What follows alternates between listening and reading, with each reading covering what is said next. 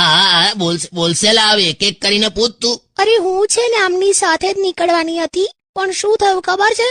હું નીકળતી હતી ને તો પેલા ટીવી ના એડવર્ટાઇઝમેન્ટ વાળા કેમેરા લઈને સીધા ઘરમાં ઘૂસ્યા. હાથમાં ફિનાઇલની બોટલ હતી, ફિનાઇલ ચેલેન્જ. એ ખરું ઘરમાં ઘૂસીને બાથરૂમો ધોઈ નાખે જ નહીં આ લોકો? અરે એ લોકોએ છે ને અડધા કલાકમાં બાથરૂમ આમ ચકાચક કરી નાખ્યું, એટલે મારે પછી છે ને 2 બોટલ ખરીદવી પડી.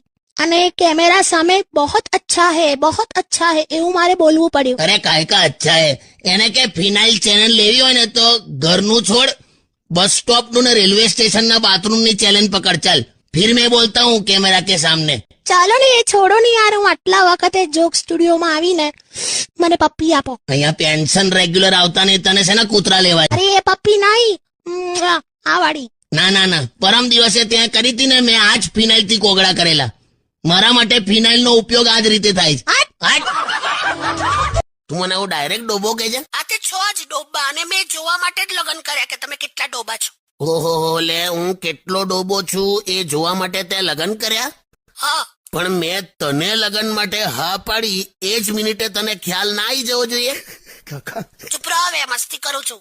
હવે સાંભળો, હા, તો હવે આ 2000 ની નોટ નું શું કરશું? બેંકમાં બદલી આવીશ બે. નકલી છે. હા તો ફાડીને ફેંકી દે. હું શું કહું છું, આમ એક યાદગીરી તરીકે રાખી મૂકું? હા તો પછી પેલા મેરેજ સર્ટિફિકેટ ની ફાઇલમાં મૂકી દે. એક જેવા કાગળિયા બધા એક ફાઇલમાં રહે. વોટ? હું વોટ?